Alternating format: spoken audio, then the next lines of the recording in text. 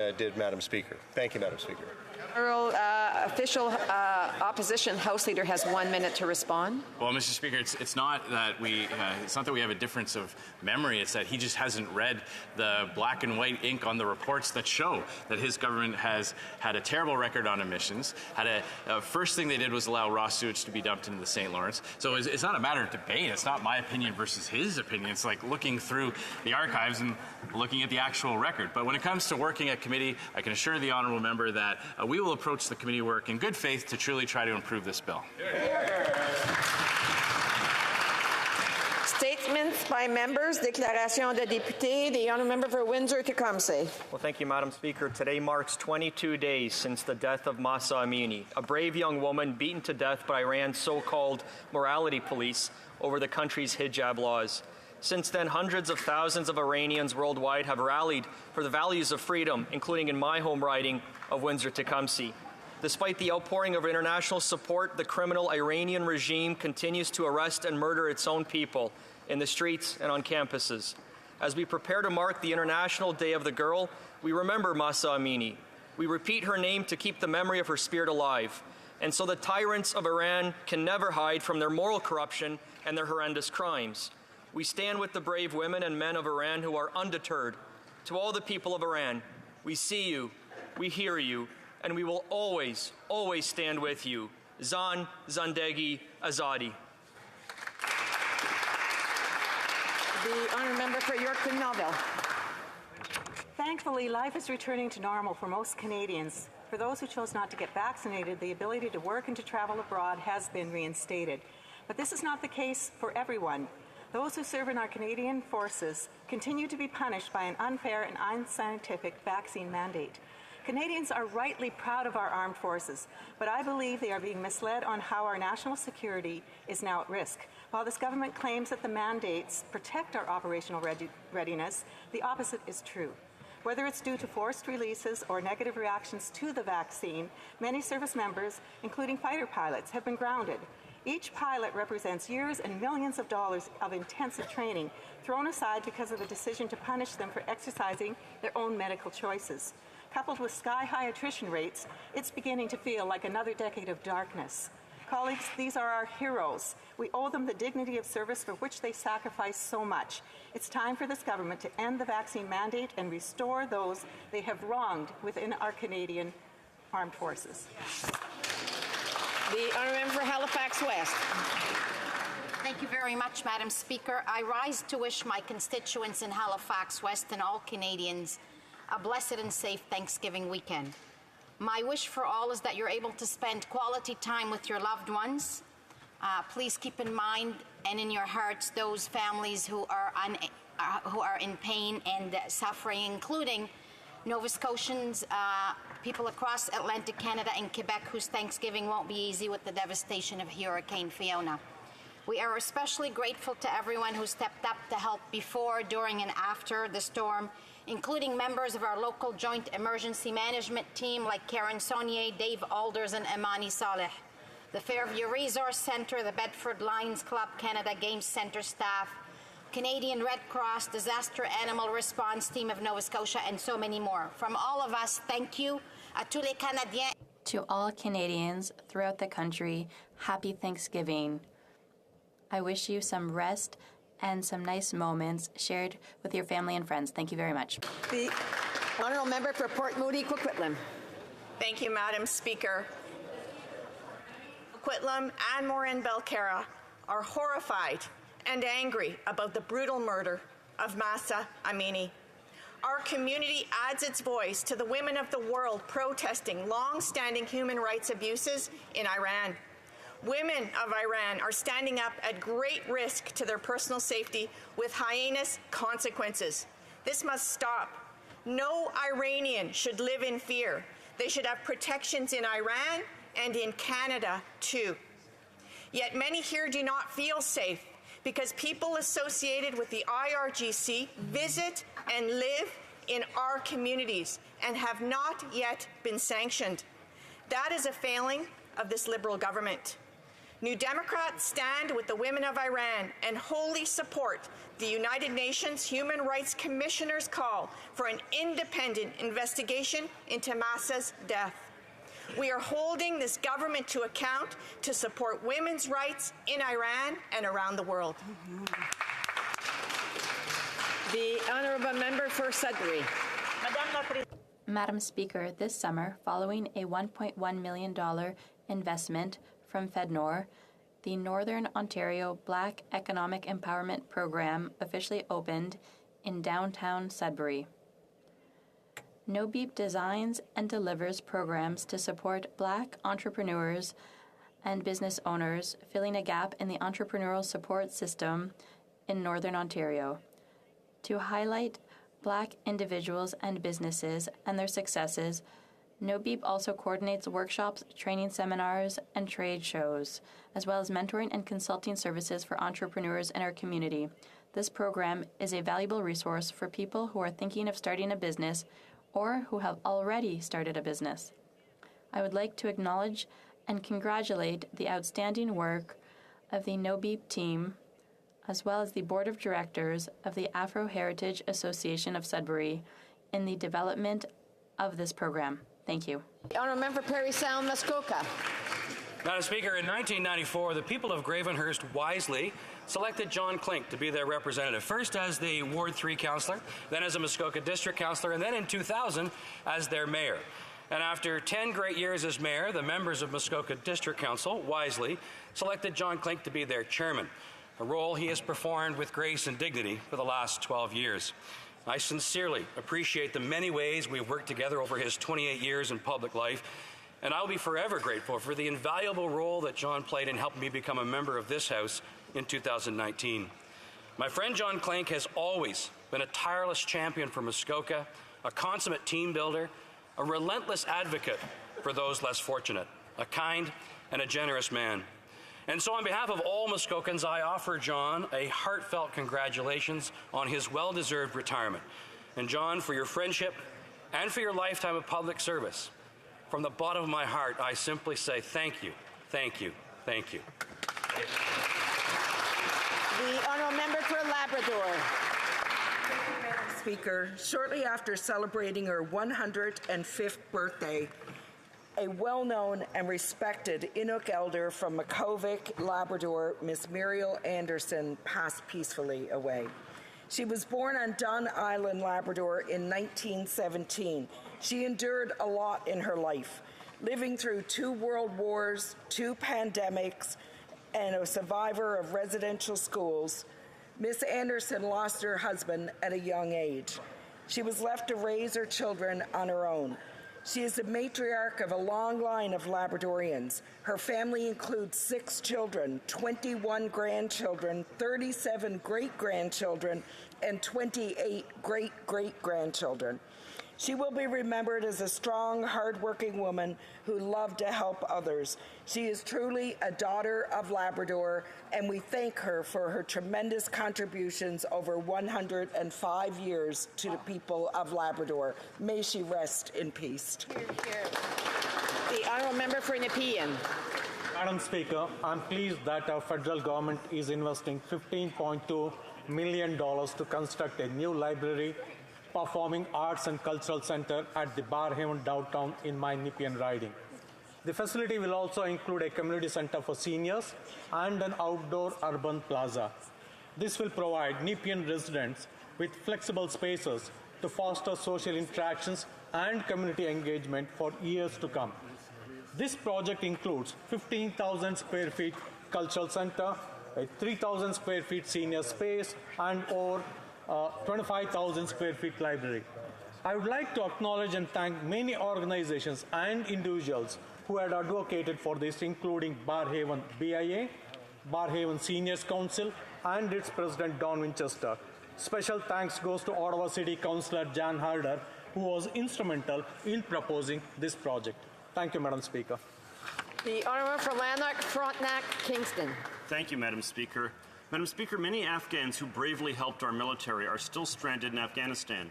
One such case has been brought to my attention by a retired Canadian serviceman. A former Afghan police colonel whose courage and competence helped save Canadian lives has been unable for months to get confirmation from Canadian authorities as to whether his application to come to Canada has been filled out properly. I can't get confirmation either, despite asking repeatedly. The colonel has to fill out Canadian immigration paperwork on a cell phone with limited internet service while hiding from people who want to kill him. When he fills out an online form, Canada provides no confirmation that it has or has not been properly received. And no amount of asking will convince Canadian bureaucrats to share this information, which could be passed back to the colonel, allowing him to complete the forms to our satisfaction. So he and his wife and children hide in a basement, more likely to be freed from their predicament by death than by a government that can't be bothered to let him know what he has to do to meet our paperwork requirements. The honourable member for Cape Breton. Oh, Cape Breton Council, sorry. Madam Speaker, I rise in the House today to commend the generosity and the hard work of my constituents of Cape Breton Council following the devastating impacts of Hurricane Fiona.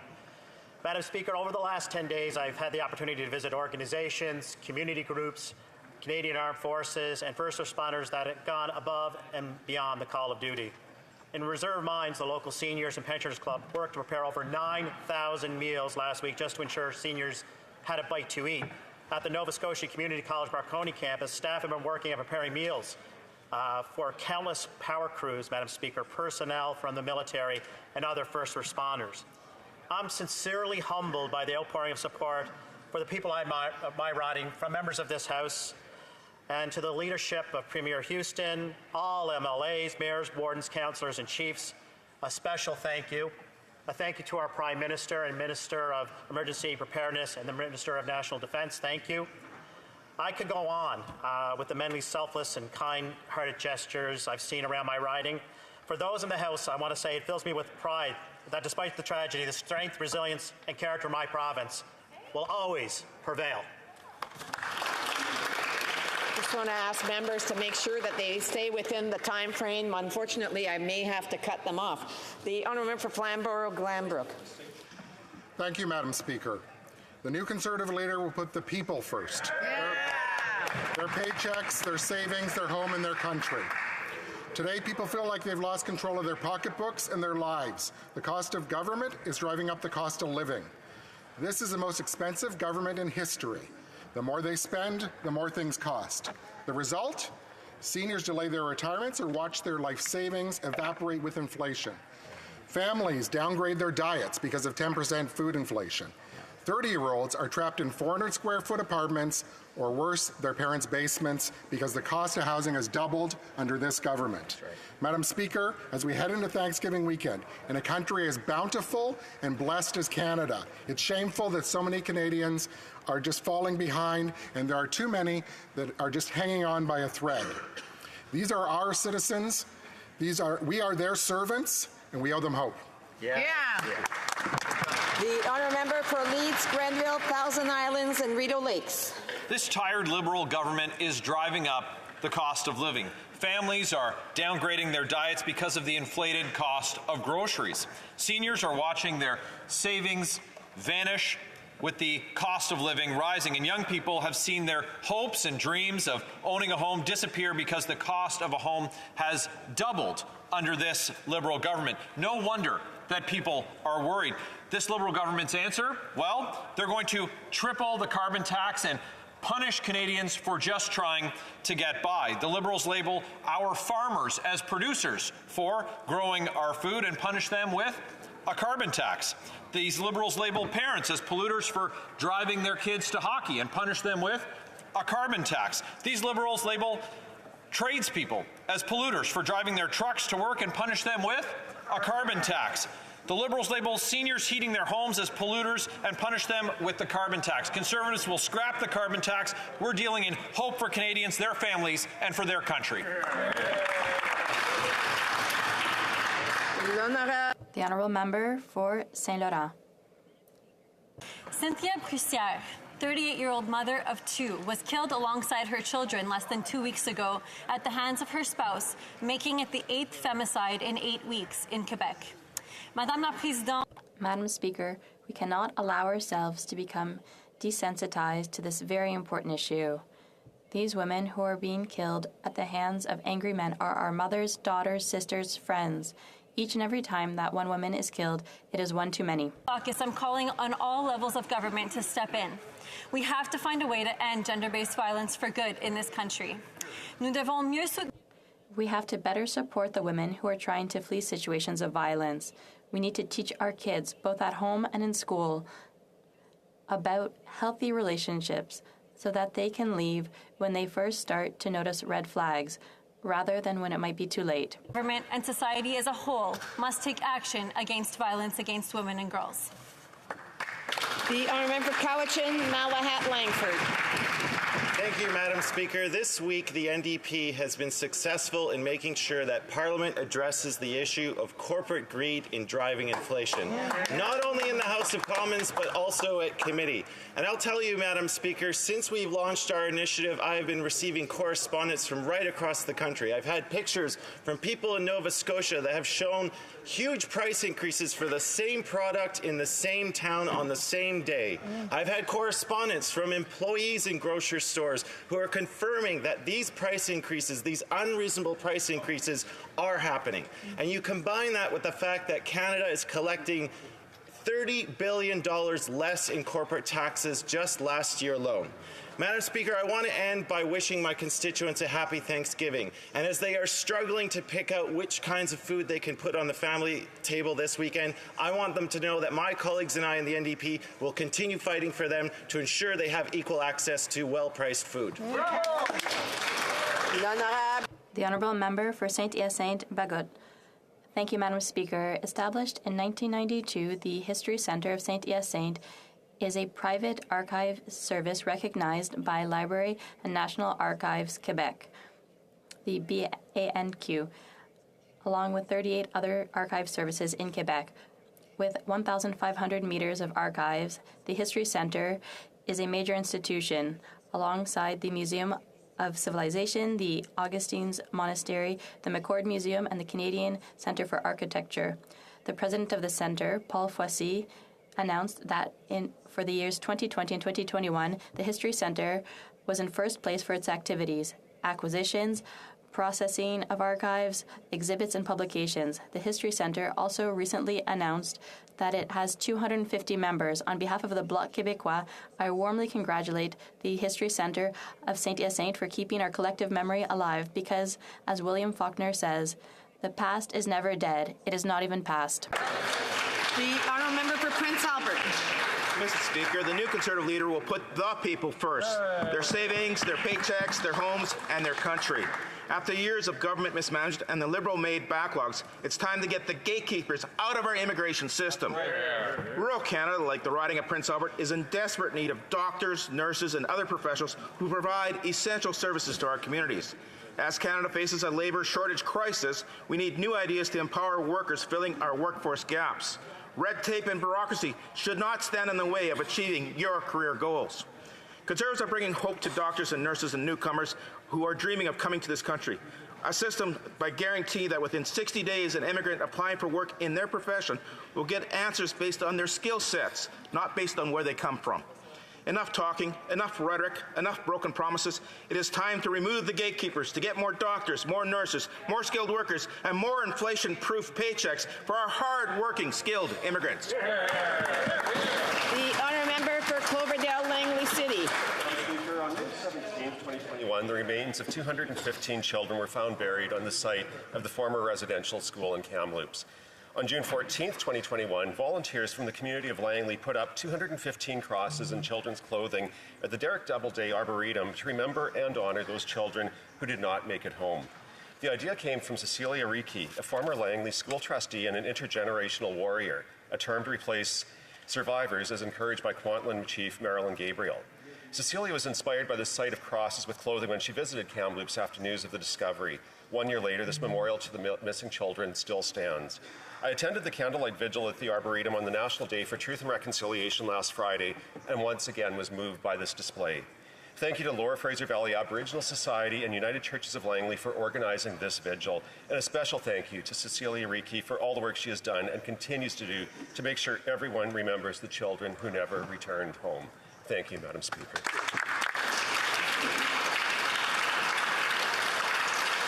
questions, questions orales. The Honourable Official Opposition House Leader.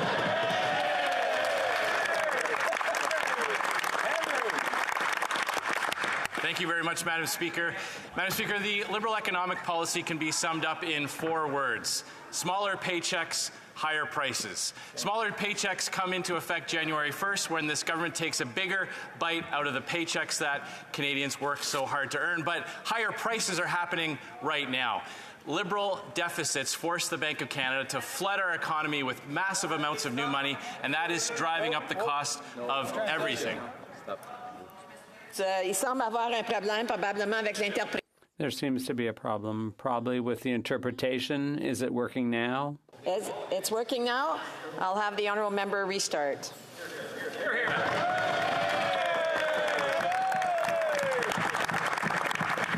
Madam Speaker, the Liberal economic policy can be summed up in 4 words: smaller paychecks and higher prices. Smaller paychecks come into effect in the new year when this government takes a bigger bite out of the paychecks that Canadians work so hard to earn. But higher prices are here today. Because of Liberal deficits forcing the Bank of Canada to flood our economy with money, prices are at record highs. And hardworking mums and dads picking up groceries this weekend for the Thanksgiving meal are in for a sticker shock. Turkey is up 15%. Potatoes are up 22%.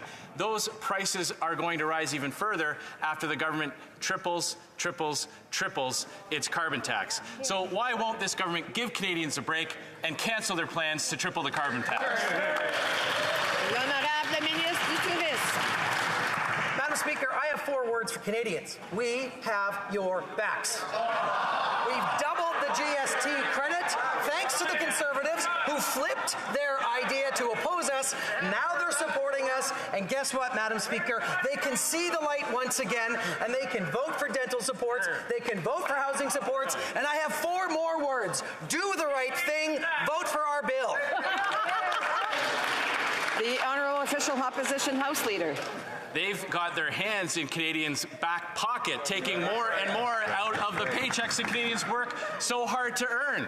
And prices are continuing to rise because of this government. Any relief that Canadians may hope to experience will evaporate in a very short period of time as inflation continues to hurt Canadian families. So once again, we know that inflation is caused by Liberal deficits, and we know that prices are going to go up even more when they triple the carbon tax. So an easy way to help Canadians with the cost of living crisis that the costly coalition has caused is to cancel their plans to triple the carbon tax. Will they do? Minister of Tourism. Madam Speaker, in the middle of a global pandemic, with heat in the air caused by global warming, the residents of Edmonton Centre, in the middle of the last election, said to me, please fight climate change. The number 1 thing every day on the doors. We've already got a 9% reduction in emissions in 2020. The plan is working, but I can tell you, Madam Speaker, the number 1 thing that the Conservative opposition could do to help Canadians is to vote for C-31. I just want to remind members, I was able to clearly hear the Official Opposition House Leader a while ago, but I was having difficulty hearing the answer from the Minister of Tourism. There are other opportunities to ask questions or make comments during question period, and I would just ask members to, unless they're being recognized, to please hold on. The Honourable Official Opposition House Leader. It's because Conservatives care about the environment that we fight the carbon tax, because it does not work, Madam Speaker. They have missed every single one of their emissions targets, but they are succeeding in making prices go even higher. Gas prices in markets across Ontario have risen 16 cents in just 2 days. Now, that is making it even more difficult to attend Thanksgiving dinners, as Canadians have to pay more to drive home or to fly. How much more will Canadians have to pay after they triple the carbon tax? L'Honorable Ministre du Tourisme. Madam Speaker, the Conservative opposition has a golden opportunity to provide a Thanksgiving gift to Canadians and to 500,000 Canadians who would benefit from the dental supports that we have put on the floor of this House. Madam Speaker, what is it that the Conservative opposition has against kids in Canada getting dental care? Madam Speaker, they can see the light, they can do the right thing, they can vote for the bill and support Canadian families. The Honourable Member for Louis Saint Laurent. Madam Speaker, the major problem for all families is inflation, and they've had to reduce their grocery budget to deal with it. The worst thing you can do is increase taxes and payroll taxes. But this government wants to triple the carbon tax. In Quebec, we have a carbon exchange. Can the government clearly tell Quebecers what impact the triple Liberal carbon tax is going to have on their pocketbooks? The Honourable Minister of Tourism. Madam Speaker, let's look at our record here on this side of the House when it comes to Canadians' taxes. In 2015, when we reduced taxes, the Conservatives voted against. They voted against every time. When we reduced taxes a third time, the Conservatives voted against. And once again, in this, what have the Conservatives done? They voted against every tax relief. The Honourable Member for Louis Saint Laurent. Unfortunately, Madam Speaker, if nothing changes on April 1st, these people will vote for tripling the Liberal carbon tax. We have a very simple solution, Madam Speaker. We want real answers for Quebecers. In Quebec, we have a carbon exchange. The Liberal government wants to triple the Liberal carbon tax on April 1st, 2023. So let's put politics aside and clearly give an answer. What will be the impact of the Liberals' tripled carbon tax on Quebecers as of April 1st? The Honourable Minister of Tourism. Madam Speaker, my honourable colleague knows full well that the price on pollution doesn't apply in Quebec. They have their own carbon exchange. But what we're trying to do here in this place is to keep working together. They supported us on the GST refund. Now we need their support for the dental care and rental relief. Will they support us, yes or no? The honourable member for Saint-Jean. Each time we ask the government about the failings of the Temporary Foreign Workers Program, they talk about the importance of immigration. Obviously, it's important, and that's why we need to deal with this problem. Companies need foreign workers to deal with the labor shortage. And foreign workers just simply want to earn a living, but they can't do this because of Ottawa's red tape. They simply want to work. When will the government process these claims in a reasonable time frame rather than breaking their promises? The Honourable Parliamentary Secretary to the Minister of Employment, Workforce Development and Disability Inclusion. The interpreter cannot interpret while two people are speaking at the same time. Madam Speaker, the member knows that we have welcomed in record numbers of new immigrants and foreign workers. We know that we will continue to cooperate with Quebec so that Canada is a welcoming country in the interests of our communities and economy. The honourable member for Saint-Jean. They say they know what to do, but yesterday in the Montreal newspapers, there were still stories about companies and foreign workers that have been waiting for over a year. That's 1 year without workers for the companies and 1 year without wages for the workers. Everyone's losing out because this program isn't working. It shouldn't just be about serving good values. It should be about serving people. This government should take these processing delays seriously. When will they transfer the program, control over the program, to Quebec? The Honourable Immigration Minister. Madam Chair, the reality is this year, as a result of decisions we've taken to hire more workers, leverage technological solutions, and relax policy requirements, has led to the largest number of newcomers arriving in Canada, both permanent residents and temporary residents. There are more newcomers coming to fill key gaps in the labour force than ever before. We're going to continue to do everything we can to speed up the process because we believe it's good for Canada. Even this morning, Madam Speaker, I was able to launch a new policy that's going to allow international students to work more hours to contribute to the labour force shortage we're experiencing. It's good for our economy. economy and it's good for our communities. The honourable member for New Westminster Burnaby. Families are already struggling to make their mortgage payments and their credit card payments, and the Bank of Canada plans to raise interest rates even more. This will lead to a self-inflicted recession that will cost hundreds of thousands of jobs. Now, the Liberals have refused to fix EI, and the Conservatives don't even want people to have EI. The reality is today that half of Canadians who lose their jobs don't have access to unemployment insurance. So when will Liberals wake up, do the right thing, fix EI so that families who lose their jobs have the supports when they need it?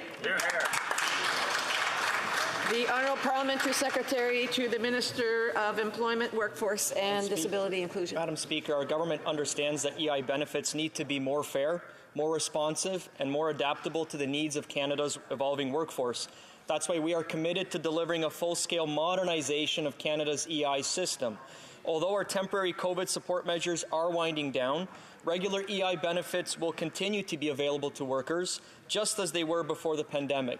We look forward to launching our long-term plan to improve Canada's EI system. Good job. Our member for Timmins, James Bay. Alberta workers are taking the lead on a clean energy future, and they want to know why this Prime Minister is missing in action. They don't want aspirational talk. They want an industrial job strategy focused on unleashing the power of a clean energy future. This Prime Minister gives $18 billion a year in subsidies to big oil, and they're using that money for automation and cutting thousands of jobs. We've seen no similar commitment on the clean energy future. So where is the plan to work with the Alberta Federation of Labour on creating sustainable, good-paying union jobs in the West and across Canada? The Honourable Minister of Labour. Madam Speaker, the member knows full well we work very closely not only with the Alberta Federation with Labour, but with workers from right across the country. I have said repeatedly that it will be no one other than workers who will be leading the so-called just transition, a phrase I always use very lightly because, frankly, workers don't particularly like the phrase. We are going to work together to make sure that we lower emissions and that we work towards a net zero and more prosperous future for all our oil industries, including the one in my province. Thank you very much. The honourable member for Lakeland. Madam Speaker, over half of Canadians can't feed their families and have to cut back on meat and fresh fruit and veggies. 1 in 5 go hungry, but this Prime Minister doesn't seem to care. Food bank use has tripled, but he still wants to triple the carbon tax and triple the cost to truck food to the store. Farmers, the food producers, can't make ends meet because the carbon tax costs them almost $40,000 a year more. Wow. That's just insane. Will the Prime Minister cancel his plan to triple taxes on gas, groceries, and home heating? The Honourable Minister. Mr. Speaker, on this side of the House, we absolutely care about Canadian families and Canadian farmers. We know the vital role that farmers play in feeding Canadians, and we value that tremendously. But let's be clear, Mr. Speaker, on this side of the House, we have taken meaningful action, whether it's the Canada Child Benefit for families, whether it's lowering taxes for the middle class, whether it's bringing in early learning and childcare. And in fact, the Conservatives have an opportunity for the first time to support measures by supporting dental and rental supports. I hope we can count on them to support low-income Canadians. Thank you, Mr. Speaker. For Lakeland. Madam Speaker, it's this NDP Liberal costly coalition that's driving up the prices of everything. Right. Students are forced to live in homeless shelters. Young Canadians have almost $300 less at the end of the month compared to last year. Adults are stuck in their parents' basements because they have to spend more on taxes than on clothing, food, and housing. That's Half great. Are $200 or less away from bankruptcy. Struggling seniors are forced to choose between heating and eating. So why won't the Liberals have a heart and cancel their triple tax hikes? That's right. The Honourable Minister of Families, Children and Social Development. Speaker, if the Conservatives want to talk about having a heart, they actually have an opportunity to have one. We have measures on the floor of this House to help low-income Canadians with rental support and to help kids who need access to dental support to get it. For some reason, the Conservatives are against kids going to the dentist. For some reason, they're against helping low-income renters. I don't understand. They have an opportunity to demonstrate they have a heart for the first time this Parliament. I hope they do it. Thank you, Mr. Speaker. The honourable member for Northumberland, Peterborough South. Thank you very much. In response to my question in the Finance Committee, Tiff Macklin, the Governor of the Bank of Canada, said that the carbon tax is a significant driver in inflation. The carbon tax has led to food inflation going over 10%. So we have a heart because we want Canadians to be able to eat. When the government triples the carbon tax, what will food inflation go to? And how many Canadians will have to go to food banks then? Will it be 30%, 40%, 50%? How many Canadians have to go hungry before they cancel this carbon tax?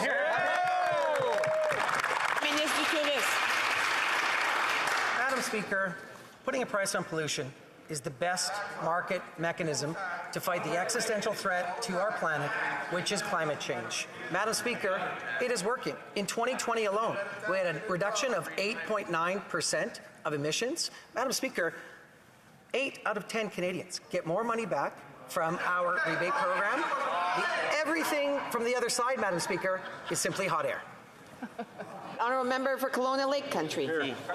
Madam Speaker, with 62% of small businesses still carrying debt from the pandemic and 54% reporting below normal sales, raising any of their taxes is nothing short of cold-hearted. Yet the Liberal tax hikes will triple the carbon tax on transporting goods, triple the tax on heating storefronts, and triple the tax on cooking food on gas stoves.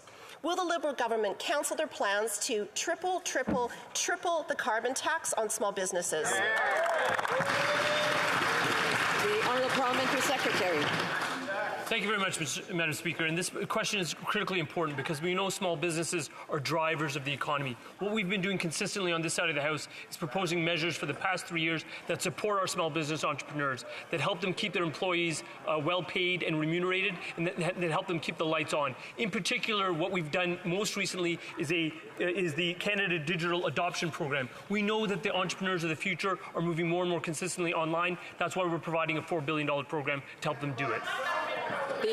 The honourable member for Carlton Trail, Eagle Creek. Madam Speaker, families in rural Saskatchewan are struggling with soaring costs due to the rising price of gas, which has increased the price of everything. With winter just around the corner, they know life is about to get even more expensive. Heating their homes is not a luxury. It seems this government is intent on freezing out Canadians by literally having them freeze. Will the Liberal government cancel their plans to triple taxes on gas, groceries, and home heating? The Honourable Minister of Families, Children and Social Development. You know, Mr. Speaker, what the Conservatives continuously fail to understand is that climate change is the single biggest threat to Canadians and Canadian families. I don't know if they missed what happened recently in Atlantic Canada or what happened recently in BC with the floods. These are significant events that have huge impacts on families. Mr. Speaker, they all ran on having a price on pollution in the last election. Let's see if they flip-flop again. Thank you, Mr. Speaker. The honourable member for Sturgeon River Parkland. Madam Speaker, last year the Liberal member for Edmonton Centre stood next to Chief Billy Moran of Enoch Cree First Nation and promised funding to bring high-speed internet to Indigenous communities. Well, I just got off the phone with the chief. They applied for the funding, and this Liberal government denied their application. They told them that their internet was good enough. Well, the fact is, Enoch doesn't even have internet. When will these Liberal gatekeepers stop just posing for photo ops and reverse their decision to wrongfully exclude this Indigenous community and all other rural communities they betrayed? Great question. Great question. The Honourable Parliamentary Secretary of the Ministry of Indigenous Services. Madam Speaker, I'd like to thank my colleague for his question. Northern Canada is an iconic part of our country, given its beauty and the exceptional experiences people can have due to its geography and the impact of climate change. There are a number of challenges in our communities in providing high-speed internet. Since 2015, we've invested more than $350 million, and they will be connected soon. We're working so that all of Canada is connected by 2030. The Honourable Member for Repentigny.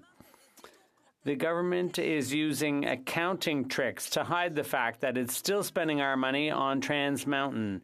In the spring, the Minister of Finance announced there would be no more government spending on the Trans Mountain pipeline. But West Coast environmental law says that just to pay the interest on the pipeline's debt, it's costing us $750 million this year and $800 million next year.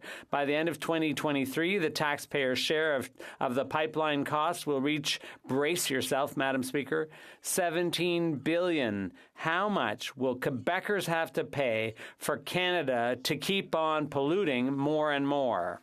The Honourable Parliamentary Secretary to the Minister of Natural Resources and to the Minister of Northern Affairs. Thank you, Madam Speaker. And I think it's important for my colleague to remember that if you really want to address climate change, it means making bold moves and bold investments.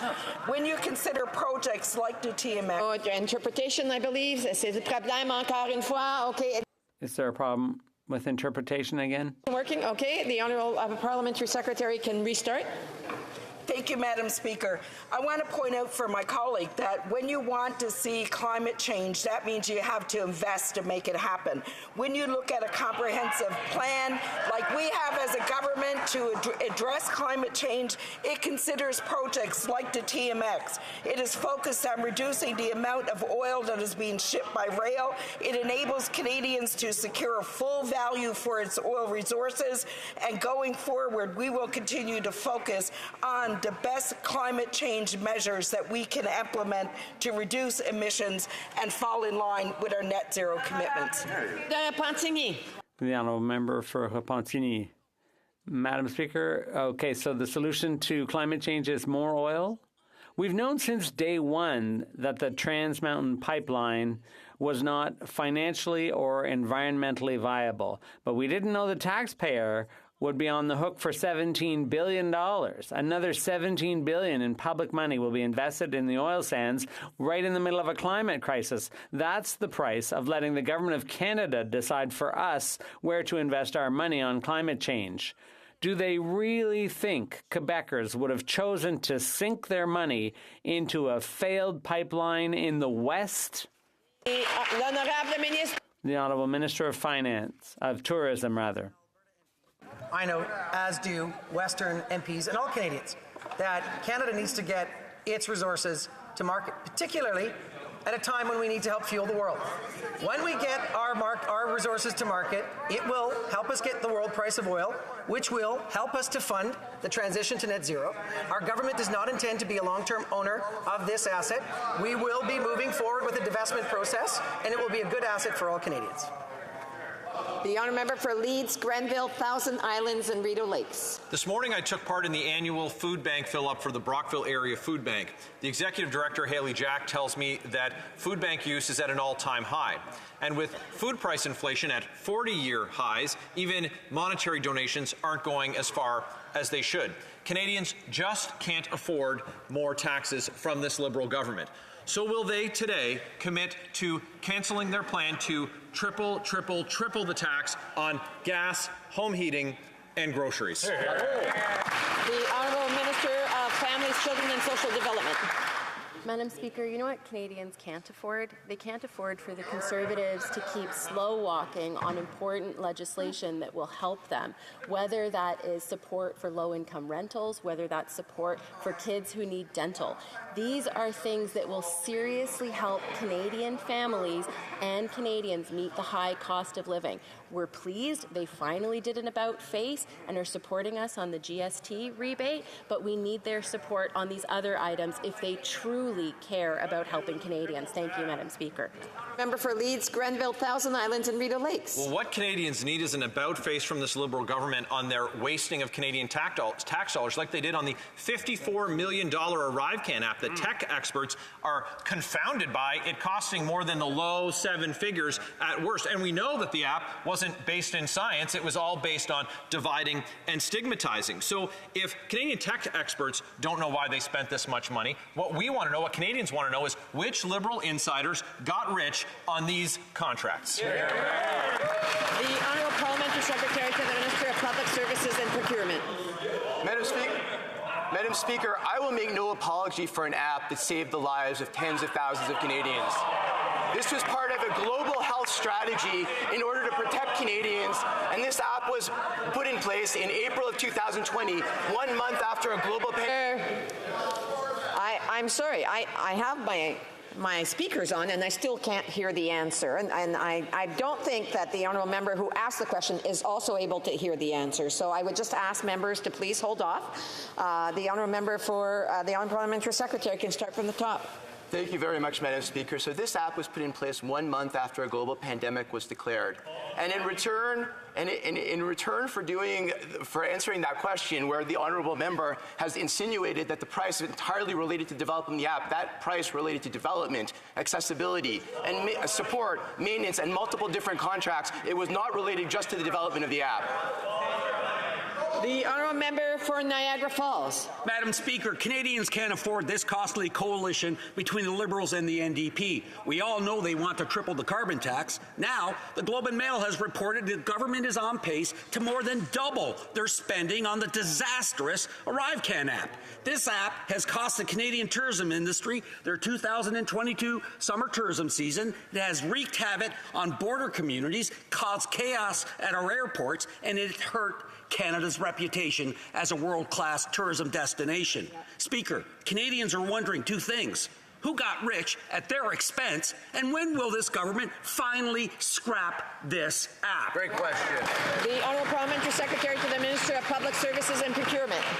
Mr. Speaker, the government has already announced that the app is now not mandatory, it is voluntary. And so the app is put in place at the beginning of the pandemic to save lives. The app was used appropriately for the last 2 years, and now the government has allowed the app to be voluntary in order to expedite people moving forward at the border more quickly. The honourable member for Mégantic-L'Érable.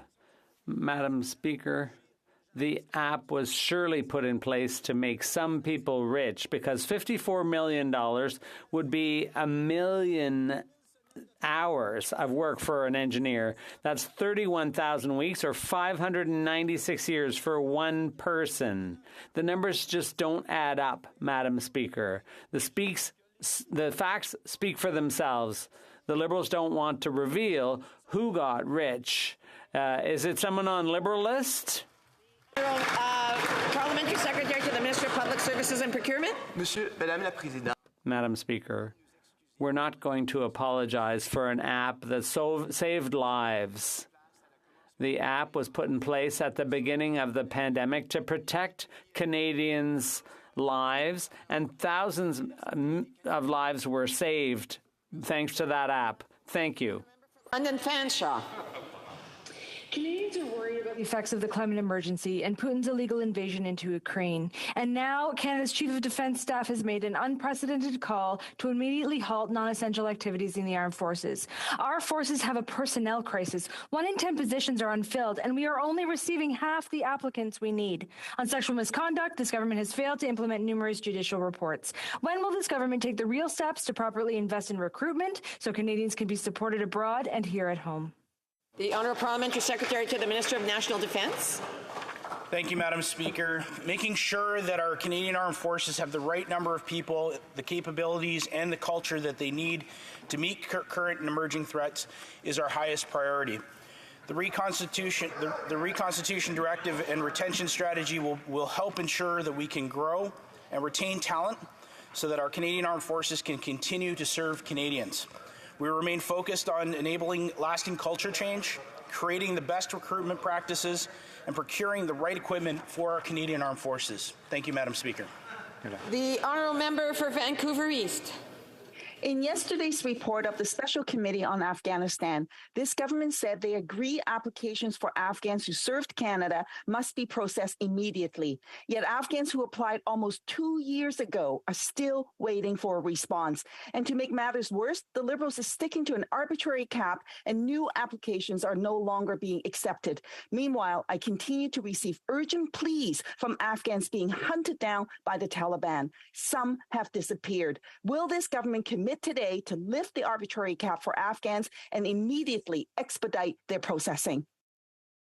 Minister of Immigration, Refugee and Citizenship. Madam Speaker, I thank the honourable member for her question and her passion and advocacy on behalf of some of the most vulnerable people in the world.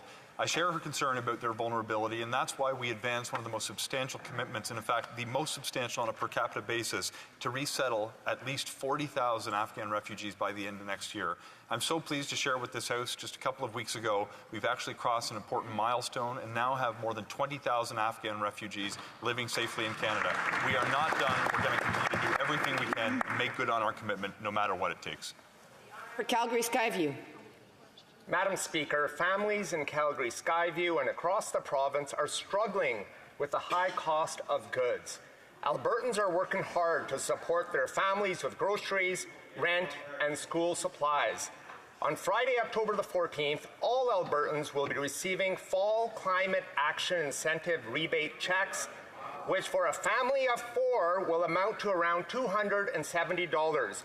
When you add up all the payments over the course of the year, it comes to over $1,070.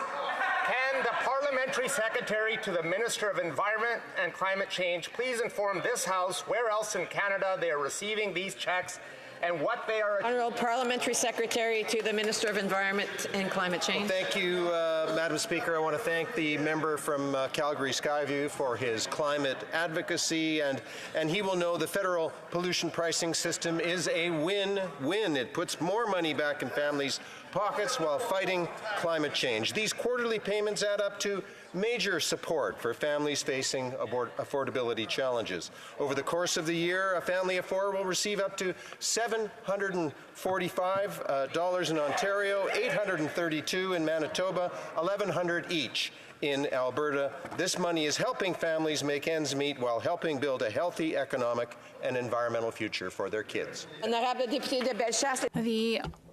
The honourable member for Bellechasse-les-Échemins-Lévis. Aller chercher encore plus d'argent sur le chèque de paye des Canadiens. Les gens sont vraiment étranglés. People are at the end of their tethers. The prices of houses have gone up by 21%, even just in the Quebec City, and a pound of butter has gone up. This is showing disrespect for Canadians. Will the government turn its back and scrap its plan to increase taxes?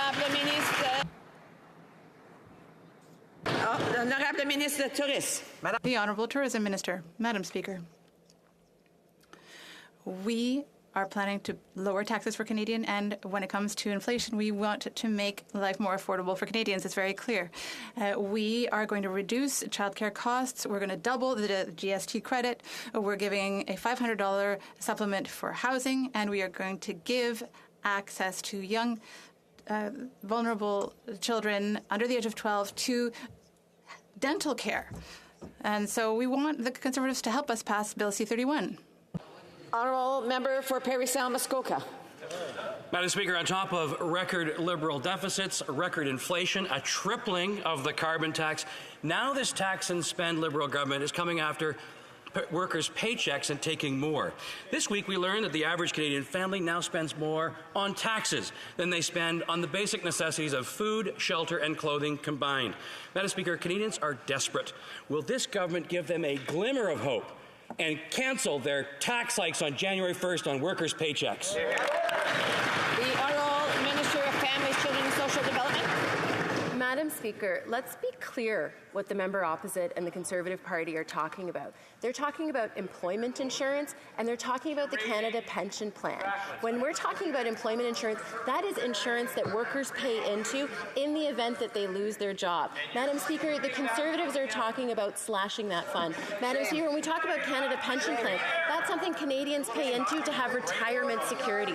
Madam Speaker, we've talked about the Conservatives having a heart. I hope they have one when it comes to people who lose their jobs and for Canadian retirees. Thank you, Madam Speaker. The honourable member for Glanbrook.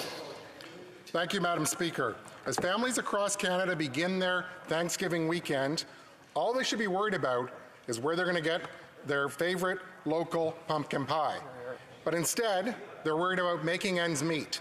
Why? Because the average Canadian family now spends more on taxes than they do on food, shelter, and clothing combined. The last thing they can afford are even more taxes. Will the Liberal government cancel their planned January 1st tax hikes on Canadian paychecks? The Honourable Minister. Madam Speaker, what the Conservatives are talking about is cutting EI and cutting the Canada Pension Plan. Madam Speaker, these are two of the most important programs that we have in the social safety net in Canada. They support workers who lose their jobs and they support retirees. Madam Speaker, as we go into this Thanksgiving weekend, I hope that Conservatives can think about families and can think about the people that they would hurt if these measures don't move forward. Thank you, Madam Speaker. The Honourable Member for Langley-Aldergrove. Madam Speaker, people in my community are deeply concerned about the rapid rise in the cost of living. The average Canadian family now pays more on taxes than on the basic necessities of life. And under this Liberal government, things are about to get worse with the tripling of the carbon tax, and on top of that, a hike in payroll taxes. Madam Speaker, the last thing Canadian families need is even more taxes to pay. Will this government commit to cancelling their plans to increase taxes on Canadian paychecks? The Honourable Minister. The fact of the matter is that EI premiums have been lower under this government than they were under any time when the Conservatives were in power under the Leader of the Opposition, Madam Speaker. The other fact of the matter is that this government has returned more money to the pockets of hard-working middle-class and low-income families than the Conservatives did. Canada Child Benefit, the tax cut for the middle class, support for early learning and child care, returning the carbon action rebate is another important one, and now the Conservatives have an opportunity to support us on rental and dental. I hope that they do. The Honourable Member for Lac-Saint-Jean. Madam Speaker, the government will have to change its tone when it comes to Roxham Road. We have the right to ask why it allows people smugglers to continue to operate in a criminal way. We have the right to ask why it is making permanent a loophole that makes it possible to exploit asylum seekers. And we have the right to ask why it has taken years to process the claims of families who are seeking status. We have the right and the duty to do that. When will the government really address what's happening at Roxham Road rather than just spouting moralities to Quebecers? Madame la Présidente. Madam Speaker, our asylum-seeking system must be robust. There is no magical solution. Closing Roxham Road is not a good solution. It will just change the problem, not solve it. So we are looking at the Safe Third Country Agreement. It makes it possible to continue to work with the provincial government in Quebec as well. The Honourable Member for Lac-Saint-Jean. Madam Speaker, if the federal government were that humane, then it wouldn't be in the Supreme Court facing off with refugee claimants, because it's forcing people that should be coming in through the front door to come in through the back door, and that makes it possible for the refugees to be extorted by criminals at the border and then get intercepted by the RCMP. And so all of this is linked to the Safe Third Country Agreement. And so why is the government deciding to fight refugees in court rather than protecting families? The Honourable Minister. Continue to work to improve the situation at Roxham Road, but we have international and domestic legal obligations that we are following to the letter.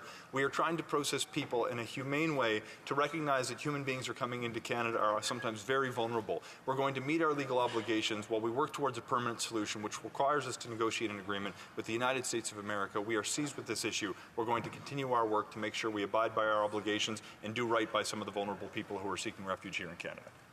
The Honourable Member for Lanark, Frontenac, Kingston. Thank you. Madam Speaker, in June I asked the Public Safety Minister about equipping RCMP cruisers with defibrillators, which would cost only $10 million and save 300 lives per year. He responded that the RCMP have, quote, invested hundreds of millions in life-saving equipment, which begs the question, why doesn't the government take 10 million of those dollars and use them for the device that would, dollar for dollar, save the most lives by a wide margin? Here's the answer. Records show that the last time a minister bothered to speak to the department about defibrillators was when Stephen Harper was Prime Minister. Will the Prime Minister Finally, place defibrillators in RCMP cruisers and save 300 lives a year. The Honourable Parliamentary Secretary to the Minister of Public Safety. Madam Speaker, and I thank the honourable member for his continued advocacy on this issue. Our priority is keeping Canadians safe, and we will continue to work with the RCMP to prioritise equipment and capabilities within the police service to ensure that Canadians are kept safe. Thank you, Madam Speaker. The honourable member for St. Albert Edmonton. Madam Speaker, it has been reported that the Chinese Communist regime is operating at least 3 illegal police stations in Canada, threatening Chinese Canadians and even coercing some to return to China. As we learn more, what is this government doing about these illegal Chinese communist-sponsored police stations that constitute an assault on Canadian sovereignty? The Honourable Parliamentary Secretary to the Minister of Public Safety. Thank you, Madam Speaker. Protecting the public from the threat of foreign interference is precisely what Canadians have mandated this government to do. Our national security agencies are proactively working on threats from foreign bad actors such as China. Any harassment, intimidation, and coercion by a foreign power will be investigated and appropriate charges will be laid. Canadians can rest assured that we will make sure no stone is unturned in our efforts to protect the public's safety and security. Thank you, Madam Speaker. The Honourable Deputy Leader of the Official Opposition. Madame la Présidente. Madam Speaker, we already know that Iranian officers come here freely to harass Canadians. Why? Because the Liberal government does not have the courage to identify the Islamic Revolutionary Guard Corps as what it is, a terrorist organization. And now we've heard that Chinese police is operating 3 illegal offices in Canada to intimidate Canadians. Did the government know that? The Honourable Parliamentary Secretary to the Minister of Public Safety. Thank you, Madam Speaker. And we will always stand firmly in support of women's rights and vulnerable communities around the world. We're horrified by Iran's actions and the murder of Mahsa Amini. There will be further consequences, and all options are on the table, Madam Speaker. We have the toughest and most comprehensive sanctions in the world against Iran. Thank you, Madam Speaker. The honourable member for Willowdale. Madam Speaker, we appreciate that these are difficult times for Canadians and that our companies are experiencing significant labour shortages. It's time we recognize the significant contributions of international students. I can tell you in my riding of Willowdale, many international students are contributing to the growth of companies. I wanted to ask the Minister of Immigration if he could kindly inform the members of this House what he's doing to support international students and the growth of Canadian companies. The Honourable Minister of Immigration, Refugees and Citizenship.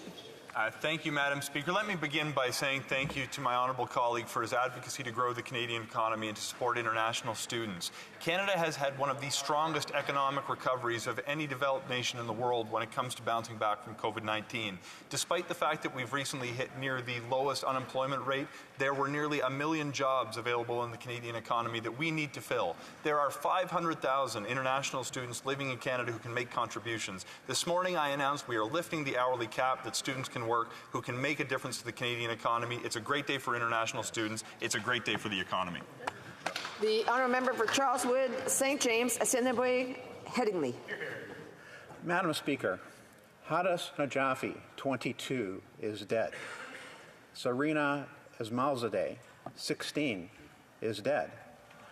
Nika Shakarima, 16, died after telling a friend she was being chased by the IRGC. Her family was forced to lie publicly about her death. This bloodthirsty regime is clearly beyond the pale. Canada simply must do more. And so this is a very important question, Madam Speaker. At exactly what time today will this government finally do the right thing and list the IRGC as a terrorist entity? The Honourable Parliamentary Secretary. Mr. Speaker, first and foremost, Canada will always stand with Iranian women and all those who support them, including human rights defenders. Canada stands with all those standing up for their rights in Iran and the family of those lost in the downing of PS 752. We have some of the toughest and most comprehensive sanctions in the world against Iran. The IRGC Quds Force is listed as a terrorist entity. Iran is listed as a state sponsor of terror. Madam Speaker, we will hold the regime of Iran accountable for its crimes. Thank you. L'honorable député. The Honourable Member for Portneuf-Jacques-Cartier. Thank you, Madam Speaker. The Islamic Revolutionary Guard Corps, I ask, is it a terrorist organization? It's been over 1,000 days and there's no decision yet. And during that time, this terrorist group has continued its activities legitimately here in Canada. I would like to remind you, however, that 55 Canadians died on flight PS 752. The IRGC, will it ever be recognized as a terrorist group, yes or no? Parliamentary Secretary to the Minister of Public Safety. Thank you, Madam Speaker. The status quo in Iran is dangerous. Women in Tehran are speaking up for their lives, for their rights, and their future, and as a woman, I stand with them. There will be further consequences, and all options are on the table when it comes to what our government is going to do when it comes to Iran. The Honourable Member for Hastings, Lennox and Addington. Amid increasing protests that have erupted, this government have been cowardly silent on why terrorist listings have not taken place for the IRGC. Murder is defined as the unlawful, premeditated killing of one human by another. It is imperative that this House follow through on the 2018 motion. Liberals voted for it, but haven't acted. Open-ended declarations of solidarity with protesters is not enough. Madam Speaker, when will this government declare the IRGC as a terrorist regime? The Honourable Minister of Public Safety. Thank you, Madam Speaker. When it comes to what our government is doing, I would hope that honourable members across the aisle would work with us and not try to politicize the issue. We are taking action. In fact, Canada has the toughest and most comprehensive sanctions in the world against Iran. There will be further consequences. All options are on the table. Heckling me and my answer is not going to come up with a solution. Working with us will. The Honourable Member for Don Valley North. Thank you, Madam Speaker. Madam Speaker, I know the Prime Minister and his cabinet work diligently in the best interest of Canadians. On behalf of my constituents of Don Valley North, I thank them. Speaker, the Organization of American States is the oldest regional organization in the world. This is an important avenue for advancing Canada's goal to increase economic opportunities, strengthen security and institutions. This week, the Minister of Foreign Affairs was in Peru to attend the 52nd regular session of the OAS. Can the Parliamentary Secretary inform this House of this important trip and its benefit on our relations with other American states? Thank you. The Honourable Parliamentary Secretary to the Minister of Foreign Affairs. Madam Speaker, through you, I'd like to thank the member for Don Valley North for that question. This week, the minister joined countries from across the hemisphere to address the challenges facing us all. She called for action in response to the human rights violations in Nicaragua and Venezuela. She pushed for solidarity with the Iranian women who are fighting for their future. And she held a discussion on the international response to the crisis in Haiti. Canada will always be there to promote and defend diversity, democracy, and human rights. Thank you, Madam Speaker. The Honourable Member for Nanaimo Ladysmith. Madam Speaker, poor mental health is a top threat to kids, with suicide being a leading cause of death for teens. But this devastating reality can be changed with government action to improve access to mental health supports. Too many kids cannot access supports because of costs or wait lists that are months and often years long. Every day the government delays action is another day kids don't get the help they need. When will the Liberals put kids first and follow through on their promises to fix mental health backlogs?